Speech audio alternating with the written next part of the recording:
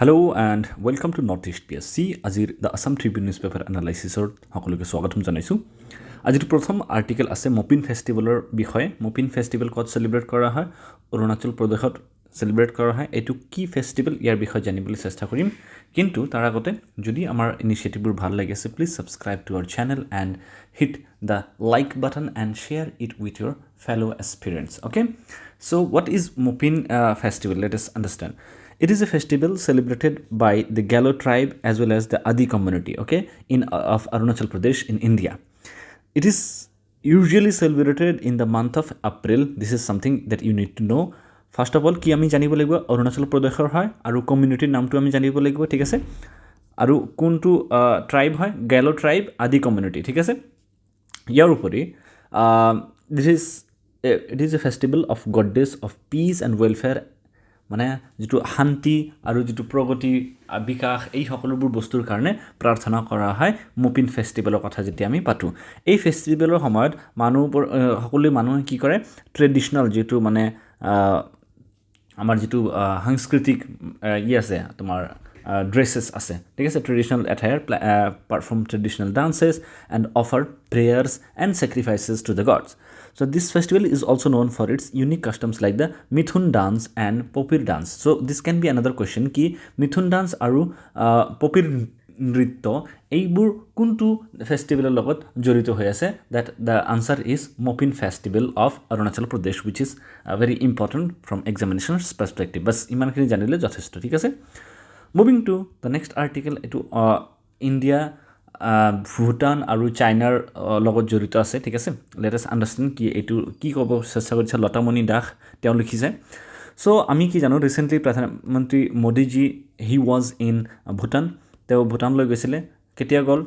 ভুটানত যোৱাৰ আগতে তেওঁ ইণ্ডিয়াত এটা মানে অৰুণাচল প্ৰদেশত এটা প্ৰজেক্ট লঞ্চ কৰিছিলে। হেতু হল সেলা টানেল যেটো প্ৰজেক্ট আছে হেতু লঞ্চ কৰিলে বা ইনগ্ৰেট কৰাৰ পিছত আমি কি দেখা পালো চাইনিজ গভৰ্নমেণ্টে কাফি মানে বহুত নেগেটিভ কমেন্ট দিছে যে অৰুণাচল প্ৰদেশ চাইনাৰ পাৰ্ট হয় এনেকুৱা মানে বিতৰ্কিত মন্তব্য দিছে।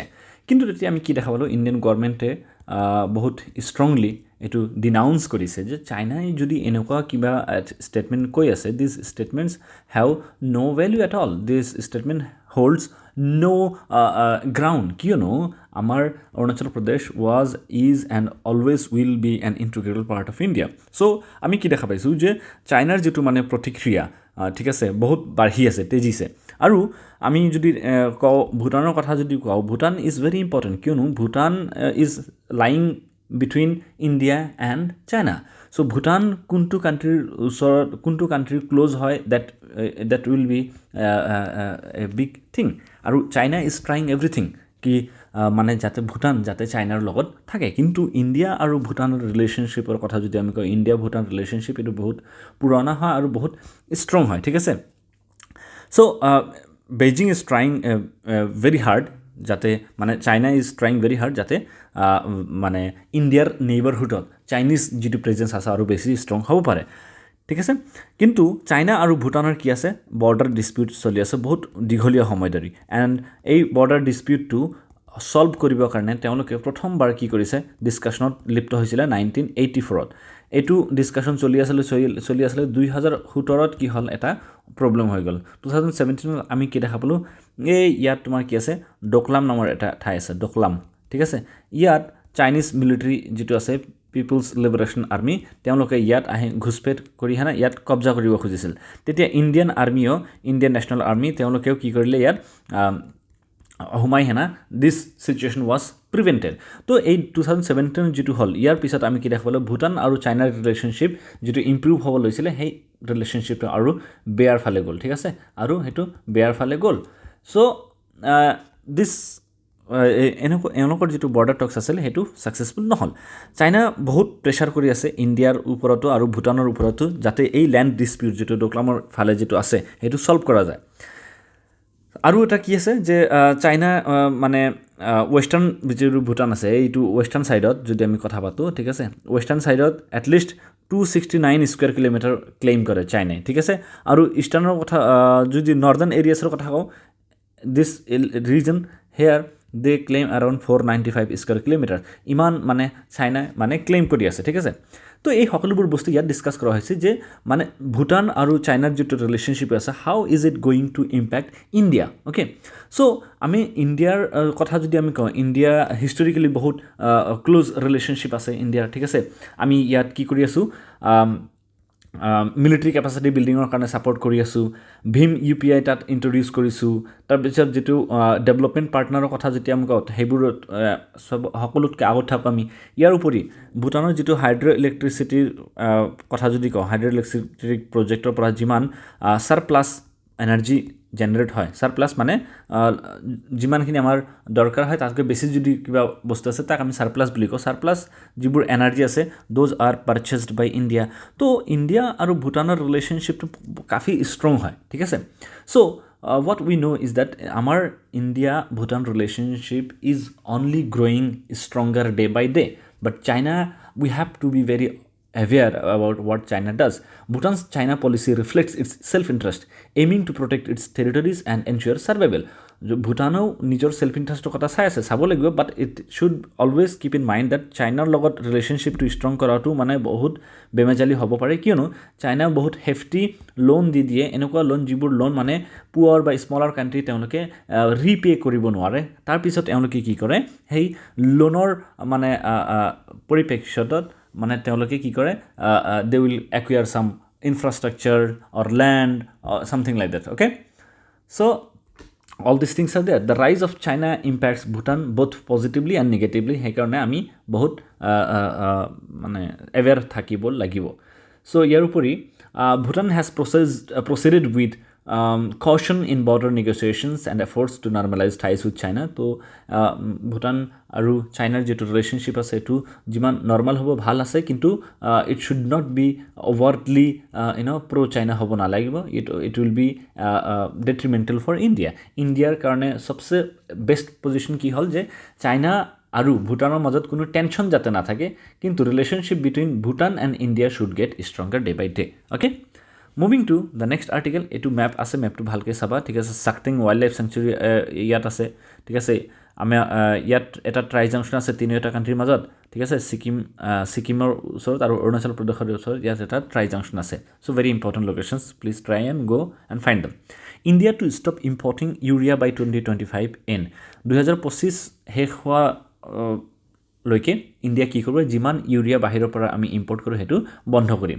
সো ইউৰিয়া বহুত ইম্পৰ্টেণ্ট হয় ইউৰিয়াৰ ওপৰত আমি গভৰ্ণমেণ্টে বহুত হেভি কি দিয়ে গভৰ্ণমেণ্ট ছাবচিডি দিয়ে ঠিক আছে আৰু ছাবচিডি ইমান ছাবচিডি দিয়ে যে আমাৰ যিবোৰ ফাৰ্মাৰ্ছ আছে তেওঁলোকে নাজানে যে আমাৰ খেতিত কিমান ইউৰিয়া লাগিব কিয়নো ইয়াৰ প্ৰাইচ বহুত কম সেইকাৰণে য'ত মানে 2% ইউৰিয়া দিলেও কাম হ'ব তাত মানে 10% বা 15% ইউৰিয়া দি আছে 10-15% হৈ আছে সো অল দিছ থিংছ দিছ কিয় হৈ আছে কিয়নো আমি হেভিলি ছাবচিডাইজড ইউৰিয়া দি আছোঁ বহুত কম পইচা দি আছোঁ ইউৰিয়া কিহৰ কাৰণে important it is a source of nitrogen an essential nutrient crucial for crop growth and development.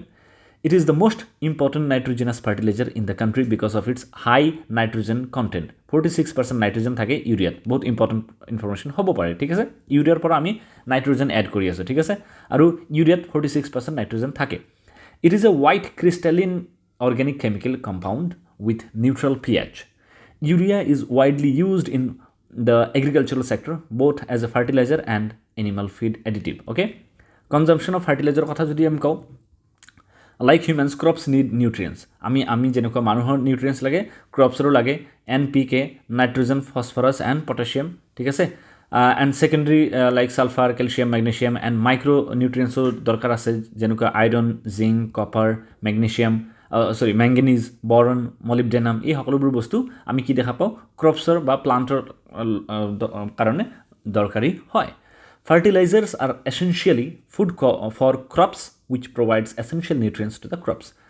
এই ফাৰ্টিলাইজাৰবোৰ আমাৰ যেটো ক্ৰপছ আছে এই ক্ৰপছবোৰৰ কাৰণে ফুড হিচাপে কাম কৰে ঠিক আছে ফুড হিচাপে কাম কৰে High doses of these fertilizers produced more grains and led to the success of the Green Revolution in the 1960s.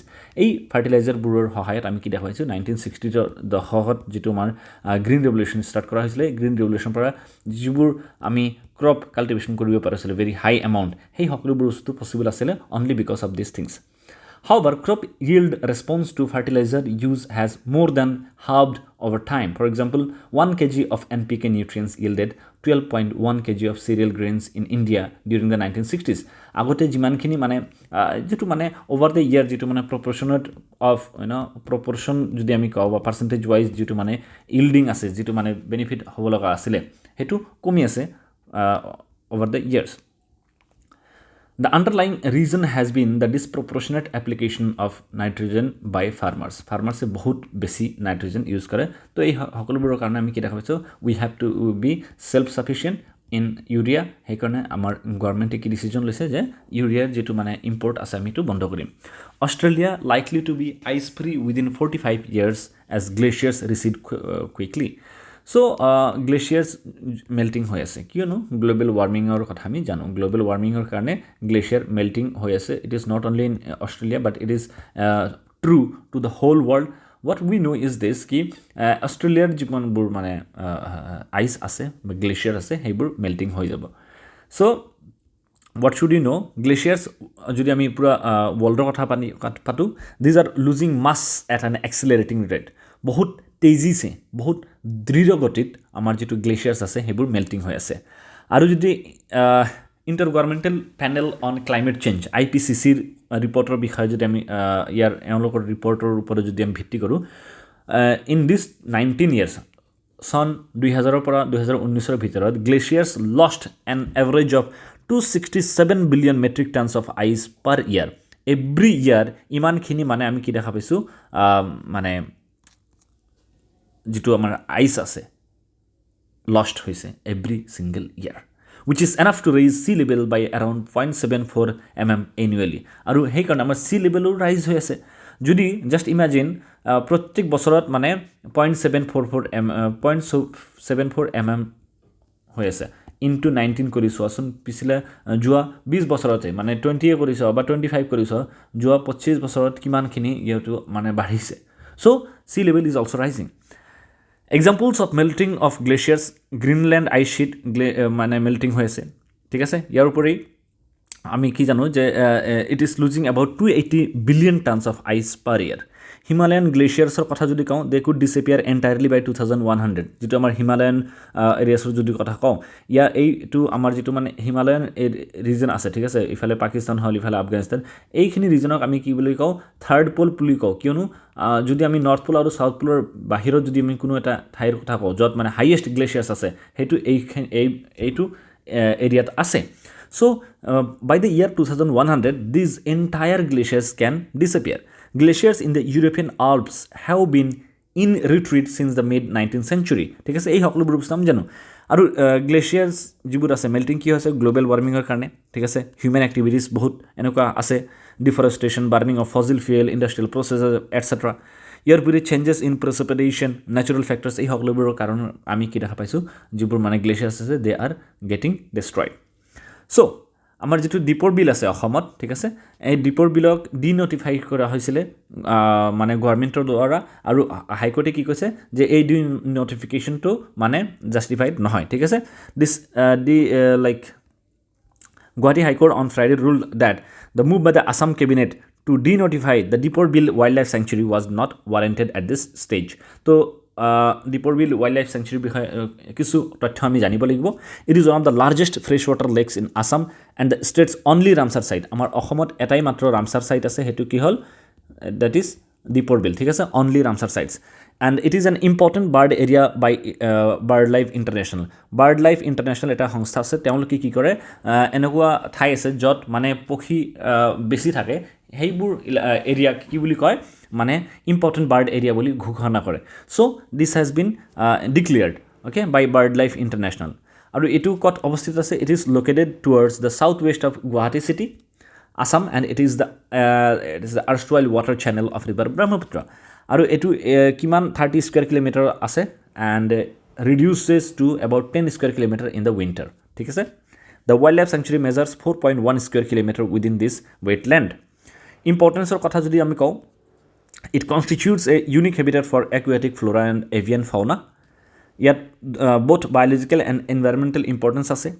It provides means of livelihood for number of local families. আমি ইয়াত মাছৰ যেটো মানে মাছ মাৰাৰ যেটো মানে প্ৰসেস আছে বা এক্টিভিটি আছে বহুত প্ৰমিনেন্ট হয় দীপৰ বিলৰ মাছৰ যেটো মানে ডিমান্ড বহুত বেছি ঠিক আছে Recently 6 young girls from the fishing community from Assam have developed a biodegradable and compostable yoga mat called Mureh yoga mat so eto janiba je Murehen yoga mat কৰ পৰা কোনটো ষ্টেটৰ লগত জড়িত হৈ আছে এই সকলোবোৰ বস্তু আমি জানিব লাগিব with respect to today's analysis কেনেকুৱা লাগিছে please let me know in the comment box see you tomorrow with tomorrow's analysis till then have a good time bye bye